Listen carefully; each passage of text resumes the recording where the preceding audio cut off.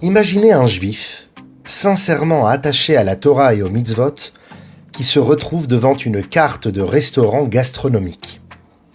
Les plats sont certes cachers, le cadre est magnifique et l'ambiance est apaisante.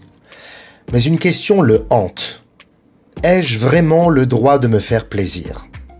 Est-ce que ce moment de confort et de goût raffiné est compatible avec ma spiritualité ? À la veille des vacances, cette question, simple en apparence, touche en réalité au cœur même de notre relation à Dieu, à la vie et à notre mission dans ce monde matériel. Dans une entreprise high-tech israélienne, 2 employés épuisés par des mois de travail sans pause décident un matin de faire la révolution. L'un des 2 grimpe sur une table, tend les bras au ciel et déclare « Je suis la lampe de ce bureau, je suis celle qui éclaire tous les dossiers ». Le patron entre et est surpris, puis lui dit « Tu es une lampe ? Très bien, une lampe ne part pas en vacances, tu restes ici ». Son collègue, moins poétique mais plus stratège, prend son sac et descend calmement pour quitter le bureau. Le patron le rattrape et lui dit « Mais où vas-tu » Et il répond « Je ne peux pas travailler dans le noir, il vient d'éteindre la lampe. » Ce petit sketch cache une vérité profonde. Nous avons tous besoin d'une pause. Non pas pour fuir notre mission, mais pour mieux y revenir. Le problème, ce n'est pas de se détendre, c'est d'oublier pourquoi on vit. La paracha de Matot nous introduit au thème des Nédarim, les vœux.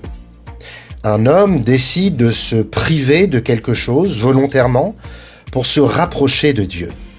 Cela peut être de la nourriture, du vin, du confort, mais est-ce louable ? À première vue, la Torah elle-même semble ambivalente. Elle appelle le nazir kadosh, saint, mais elle exige aussi qu'il apporte un korban khatat, un sacrifice d'expiation. Rachi tranche, il a péché. En se privant du vin, il a refusé un cadeau divin. Et pourtant, la Gemara dans Ta'anit nous dit que celui qui jeûne sans raison, même un seul jour, est appelé égoïste. Pourquoi te prives-tu ? Est-ce vraiment ce que Dieu attend de toi ? Mais alors, que veut vraiment la Torah ? Que nous soyons des êtres angéliques ou des bons vivants ? Le Talmud nous livre 2 phrases apparemment contradictoires. Dans le Pirkei Avot, nos sages nous disent que tout ce que Dieu a créé, il ne l'a créé que pour lui rendre honneur. Dans la Gemara de Sanhédrin, les sages nous disent que chaque homme doit dire haut et fort « Pour moi, le monde entier a été créé ». Alors, le monde est-il à lui ou à moi ? La réponse est merveilleuse. Il est à moi pour que je puisse le lui rendre.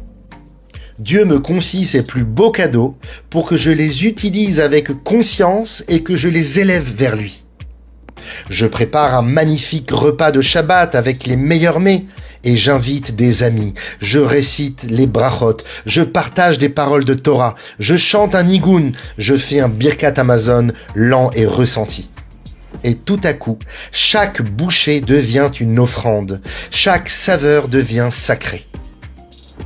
Le Talmud de Jérusalem nous dit qu'à la fin de notre vie, Dieu nous demandera des comptes sur toutes les bonnes choses cachères de ce monde que nous n'avons pas voulu goûter. Mais pourquoi ? Parce que refuser ces cadeaux, c'est comme dire à Dieu « Je n'ai pas confiance dans ce que tu m'offres ». Et le Talmud ajoute « Pour chaque aliment interdit, Dieu a créé une version cachère avec le même goût. » Par exemple, un poisson dans les profondeurs de la mer a exactement le même goût que le cochon. Pourquoi ? Pour te dire, tu peux goûter à tout, mais dans les limites que je te fixe. Je veux ton bonheur, mais aussi ta grandeur. Il était une fois un homme très riche qui fit construire une villa somptueuse en bord de mer. Tout y était parfait. Le jour de l'inauguration, un inconnu frappe à la porte. « Vendez-moi votre maison, s'il vous plaît, 50 millions, je suis prêt à payer. » Impossible. Alors, juste un clou dans le mur, un seul clou dans votre maison. Le propriétaire, amusé, accepte. Mais le lendemain, l'homme revient accrocher un manteau.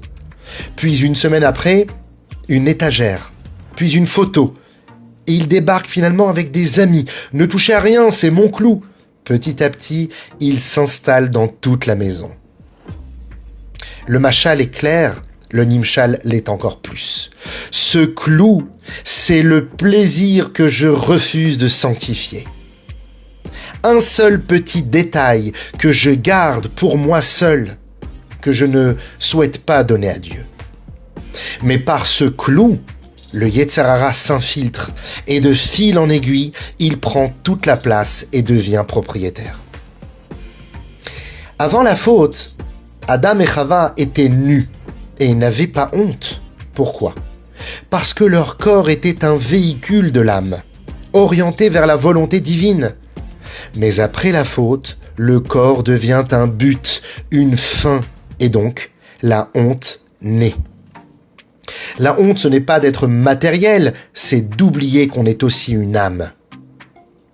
Le prophète Zecharia décrit le Mashiach comme un homme pauvre chevauchant un âne.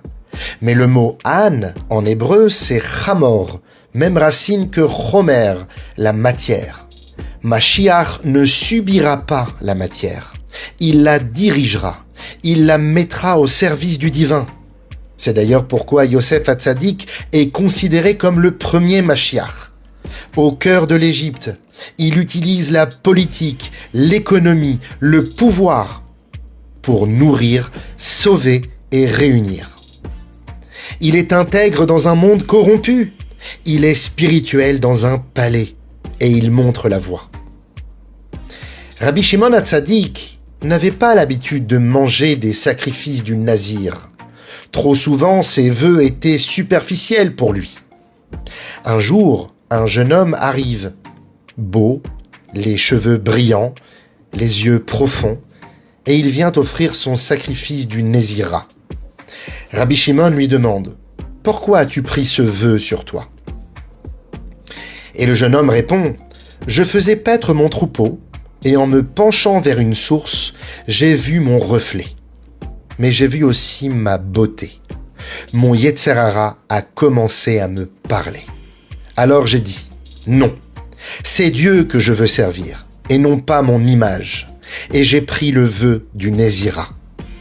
Rabbi Shimon se lève, l'embrasse sur la tête et lui dit, que de tels nazirs se multiplient en Israël.